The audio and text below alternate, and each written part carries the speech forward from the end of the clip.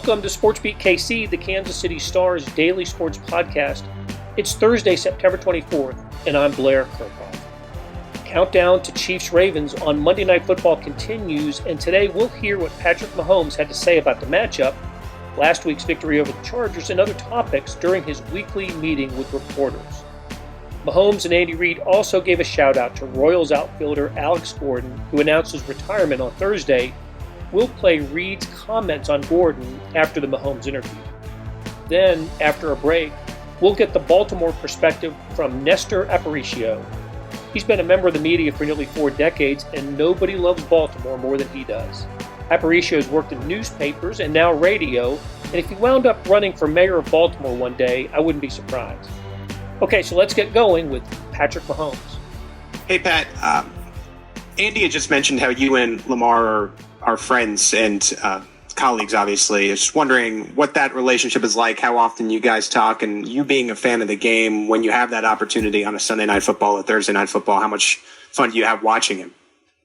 Yeah, I mean, he's a great player. I mean, he can make all the throws. He can run with the ball. He can really do it all. And so it's always fun to watch guys like that work hard, put in the work, and they're able to go out there and have success on the field. And then as far as our relationship talking and stuff like that, I mean, we kind of have the same endorsements with Oakley and EA Sports, and so we've seen each other through that. And then when you play this quarterback position, it's kind of like a group. I mean, it's a tight group where you shoot ideas off each other and stuff like that. So he's a great player, and I look forward to the contest this week. Let's go next to Sam McDowell. Go ahead, Sam. Hey, Pat. I've got 2 things for you. The first one I wanted to ask about, you were able to draw the Chargers off sides quite a bit last week, and you've been able to do that a lot during your 3 years. I'm hoping you can answer this without giving anything away, but how much do you work on that, and how exactly do you work on that? Yeah, we work on changing up the snap count all throughout training camp, and there's some rough days where you're getting a lot of false starts and stuff like that, but it always makes you better whenever the season comes along. And so I have the unique advantage of having a kind of a unique voice that's able to get those guys to jump off sides, so I try to utilize that as much as possible. And I also just wanted to ask you about the 2-point conversion last week. Can you take me through what you saw in that play, the one that tied the game there in the fourth quarter? Yeah, we had a play called with a little kind of either a shovel pass or a rollout to throw to Clyde. I was a little nervous at the beginning. Right before the play, they said watch for the shovel pass. I knew that there was a good chance that Bosa was going to come down on that. And so before the snap, even in the huddle, when we were kind of reviewing the play, I had told McCole and Tyreek, I said, I know y'all aren't really in the read. Y'all are kind of the last reads, but make sure y'all continue to work. And so those guys did a great job. And then I thought McCole made a heck of a catch on a ball that was thrown very low and away on him, and he made a great play on it. Let's go next to Adam Teicher. Go ahead, Adam. Hey, Pat. I'm not sure whether Sammy's going to play on Sunday, but if he doesn't, that bumps up one of the younger guys, either Pringle or Kemp. Just wondering how much you've thrown to those guys recently and whether you feel confident in throwing to them in a game situation if you haven't. Yeah, I mean, obviously having that a consistency of having these guys for the last few years. I've really worked with these guys a lot over these last few years, and I think a good thing that Coach Reid does during practice and Coach Lewis, Greg, I mean, he does a good job of mixing those guys in. Even when that might not be their week where they're getting these play calls, they're mixing in and giving those guys rest, but also making sure that they're ready to go. And so that's the good thing about having depth at that position is we hope that we have Sammy back, and I mean, everything hopefully is trending the right way, but at the same time, it's good to have guys that you can trust to be in there and do what they can to try to replace what he gives us. Let's go next to Mackenzie Nelson. Go ahead, Mackenzie. Hey, Patrick, I was just wondering, last week you said you didn't really come out the way you wanted to against the Chargers. Is there anything that you're doing this week or working on this week to better prepare and come out the way you want to in Baltimore? Yeah, I mean, it's going to be all about execution. When you play a defense like this that does a lot of different things, very multiple, do a lot of different blitzes, a lot of different coverages, you have to make sure that you're ready to go and have answers for everything. And so I'll just try to do whatever I can to make sure I'm prepared for everything they can show us. And whenever they give us an unscouted look, try to have a positive play and then get to the sideline and figure out the best way to go about it for the rest of the game. Let's go next to Blair Kirchhoff. Go ahead, Blair.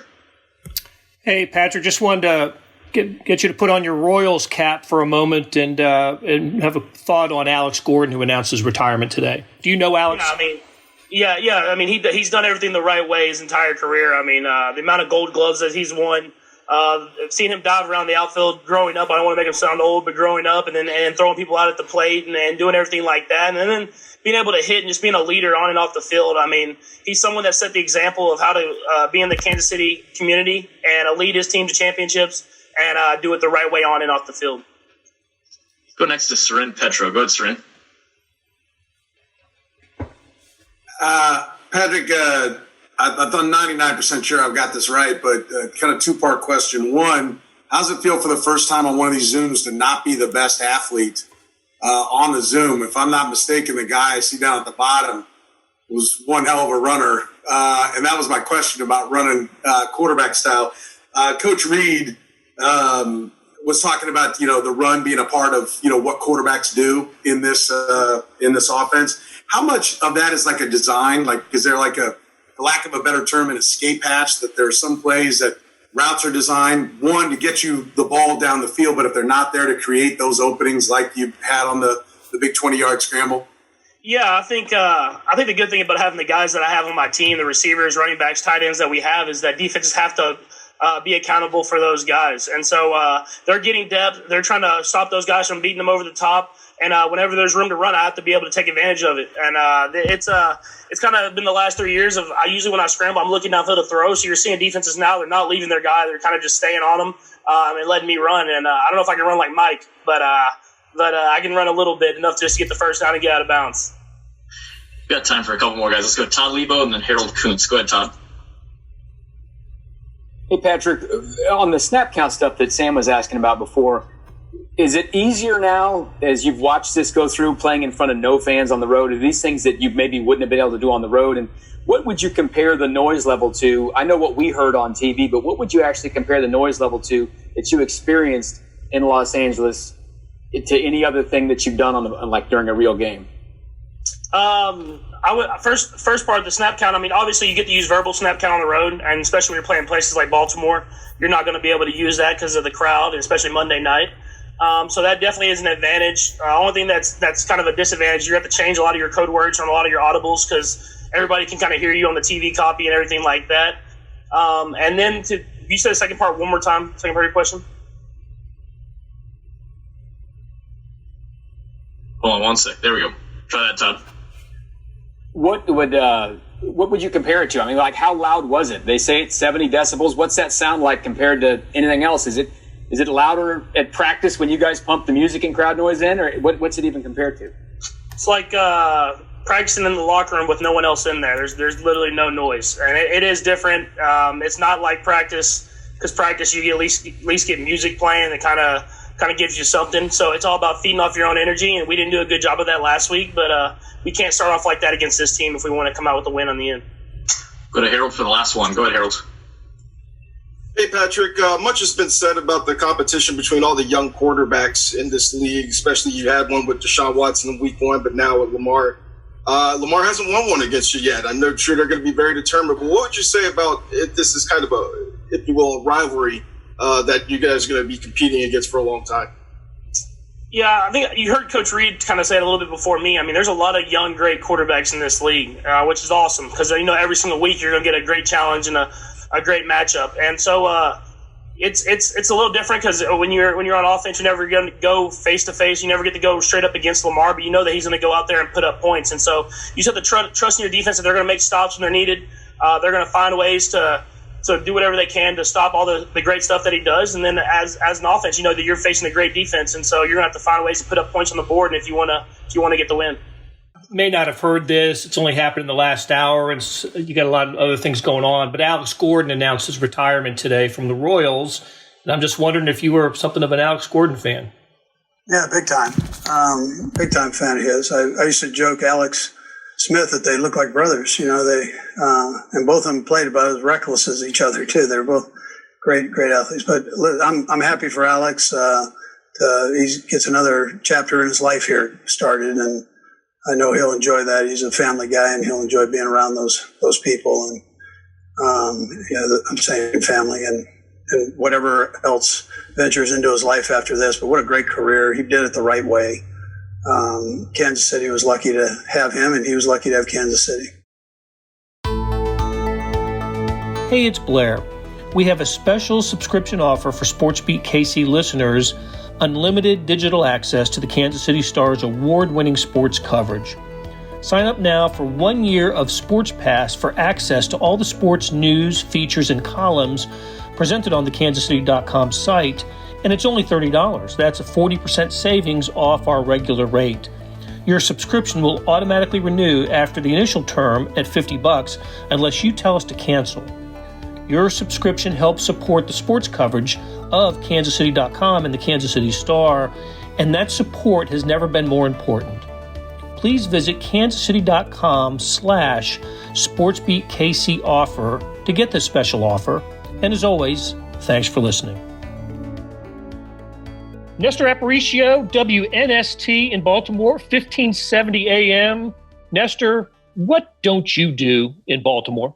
You do a little bit of everything. Well, I don't crab. I just, I buy other people's crabs. I do sports and I do media, and I'm moving a platform from sports to more of a larger media around the big Patrick Mahomes, Lamar Jackson date that we had on that Monday night calendar to all run down to the Purple Crab Cake and have a big night. But it certainly has been a different kind of year, and I think it's moved people in different directions, and I think it's moved my spirit to do a little bit more than just sticking to sports, Blair. Well, very good. Very good. I will direct folks to a website that you have created, and the people can check it out. But more immediate concern is a little Monday Night Football game between the Kansas City Chiefs and Baltimore Ravens. They're meeting for the third straight regular season.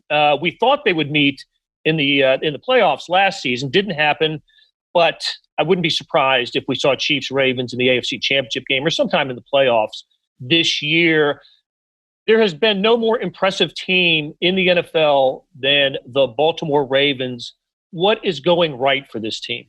Well, I think it falls from the tree Andy Reid, right? I mean, Harbaugh learned everything that he learned from Andy and then beat him to the title, right? And and Andy gets chased out of Philadelphia out to Kansas City.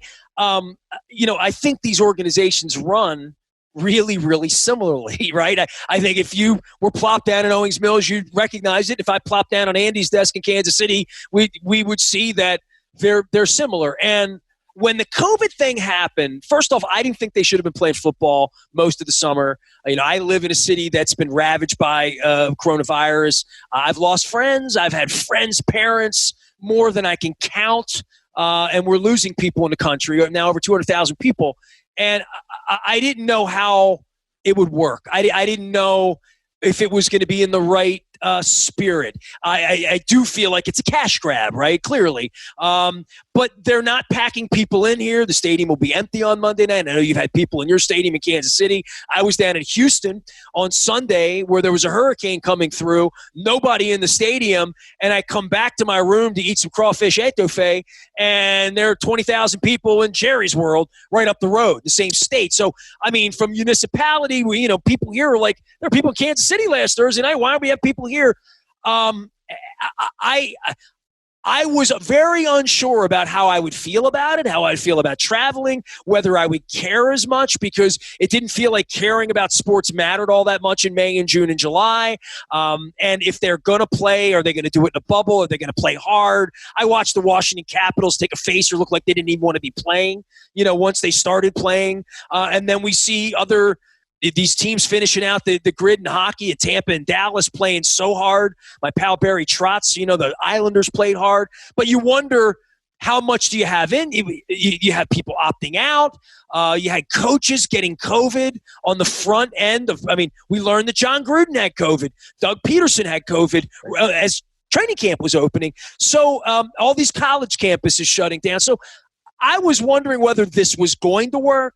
But in Kansas City and in Baltimore, where they have leadership above and beyond how good their coach is, or how good, they draft players, or how good their running backs coaches, they have owners, they have principal partners and management people and people in their buildings that have a muscle memory on how to do this well. And I thought all along the better teams will wind up not having happen what happened to the Marlins the first weekend that baseball opened, and everybody's dirty. And staying clean, I still feel like as we go into winter, as there's been a spike in the UK and in other places around the world, and we still do not have a vaccine, that being careful and making sure that the 8-1 Chiefs don't have their offensive line get dirty in Week 9, I think that that's still up over the hill above and beyond all these ACLs we've had. But I felt like these are the two teams, along with the Steelers and the Patriots, the buildings, the Saints, the places where it's been solid and they're not breaking in a new coach or a new owner or a new general manager or new quarterback or a rookie quarterback, that it would be better for stable organizations, that they would really stand out because they're just more prepared to play football on Sunday. And I think these two organizations will both be double-digit win teams, and this game will be that one we'll look back on 8-10 weeks from now and say, where are we? And where we are usually is pretty good in the fourth quarter, right, Blair? Yeah, fourth quarter, probably barreling toward double-digit victories and first place in their divisions. Let me ask you this, Nestor.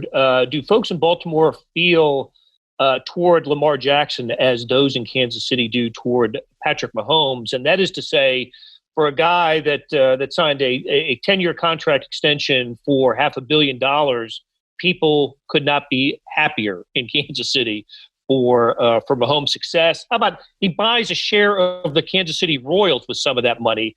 That's how popular this guy is. How do people in Baltimore feel about Lamar Jackson? Well, I don't know that he's there yet. I know that he's electrifying, and I know he came in on the back end of a guy who won a Super Bowl, right? So I'm a Joe guy, and Joe Flacco is my favorite all-time Baltimore athlete. I say that all the time. Wow. I watched him from the day he came in from Delaware, got thrown out of Pittsburgh. They tried to sign Joe to a deal the year before he won the Super Bowl, and he said, "Nah, I'm going to go win the Super Bowl, and you're going to have to pay me more." And then he did it. So read the book of Joe. Joe was a legend around here, and all Joe did was win. Joe went to the AFC Championship game as a rookie and then went back to the playoffs 3 years, threw the winning pass to go to the Super Bowl that Lee Evans got knocked out of his hands, and then Cundiff shanked the kick. I mean, Joe could have had pelts on the wall here, along with Ray Lewis, right? And Terrell Suggs in his prime and, all that went on, right?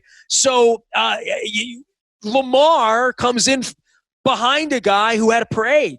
So, and behind Ray Lewis and behind Ed Reed and behind all these other legends. So around here, he's got a nice track record so far, and he went 14-2. And I don't think he's the guy who lost playoff games in January, but he's got to have a parade to be thought of. He probably has to have two. I mean, Trent Dilfer never came back and wore the helmet again. We've got a history here, Blair. Well, all right, so let's break it down a little bit. What's going to happen on Monday night? The Chiefs struggled mightily protecting Patrick Mahomes on Sunday in their victory at Los Angeles, and I thought the Ravens were more impressive in beating the Texans than the Chiefs were in their common opponent. The Ravens run the ball so well. Chiefs have had some issues stopping the run. I don't know. I think the Ravens deserve their 3.5-point favorite role, and wouldn't be surprised to see this rivalry turn into something of a home field advantage rivalry. What do you think? You know what? The home field part of this is nullified, right? I mean, being in Houston on Sunday, I can promise you, whatever Vegas put on and I don't really follow. I mean, I'm not a gambler, right? Whatever the number was, however it gets pushed, it's no longer pushed by the Red Sea and the chop and whatever politically incorrect things you guys are doing out there, or what we do here on defense, which is make a whole lot of noise and make it miserable for Ben Roethlisberger and anybody else who's ever been here. That's gone. And so I don't – and I felt that in my skin in Houston being at the game on Sunday. I felt like Lamar's got it easy today because it would not be this easy if there were 64,000 people in here doing the Texas thing, So I think being a visitor is a little different. I want to praise Lamar because I think you set me up with a question to praise Lamar, and all I did was praise Joe Flacco. But just in saying that's where we are. I mean, Mahomes is much like your Royals team out there. When you win, and Lamar hasn't won yet, but Lamar's incredible. And I'll say this about Lamar. I asked him a question in the postgame on Sunday, and I think he didn't understand the question the way I wanted to ask it. I asked him if after a game, does he go back and look at where he threw the ball, and is he making the right decisions? Because when you go 18-24 and you run as much as he does, and so much of it is where are the linebackers' hips and where's the safety's hips, and can I beat him to the edge and get 14 yards here on every play, that he has that ability that no other quarterback literally has ever had. Not Michael Vick. Pick anybody you want. No one's ever been as fleet, but his vision is incredible, and his vision on the run is the same as on the pass, in that when he knows a receiver's open, he has been incredibly deft with his decision-making in knowing where to go with the football. And I saw him make a mistake from the roof, because the eye in the sky does not lie, Blair. I was one of 20 people on the roof watching the game in Houston. And Jonas Schaefer from the Sun actually saw it first. Like, Dobbin was wide open.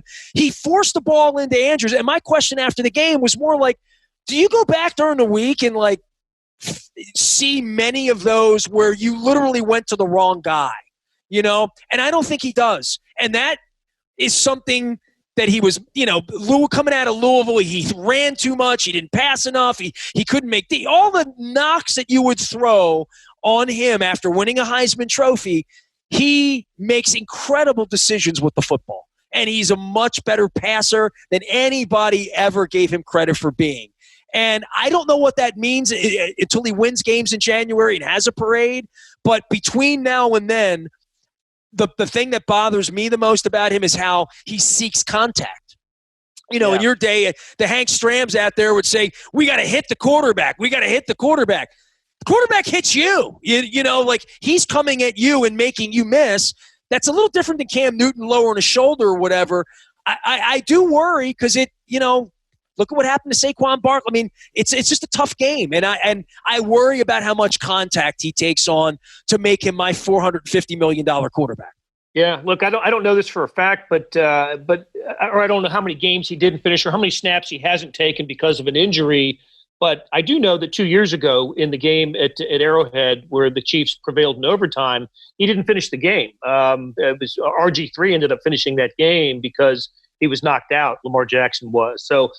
Listen, two incredible games, these Jackson versus Mahomes. The Chiefs have won both of them at Arrowhead before fans, and this one shifts to Baltimore. There will be no fans at the stadium there. But I'm anticipating a fantastic game and one of the best regular season matchups that the NFL can provide us this year. It's in Week 3. I think as these assuming these teams just stay on top of the AFC, this might be a game that we see featured late in the season. I would just hope they're not going to be wearing the ketchup jerseys and the and the purple Barney suit. The color rushers, right? I mean, we had that game last year where Lamar, went out to L.A. to the Coliseum where I'd never seen a game. It was wonderful, and I'm out there at the event, L.A. Memorial Coliseum, my first time ever. All the movies shot there and Super Bowls, and they're wearing these purple pajamas, and Eric Weddle looks like mustard. It was crazy.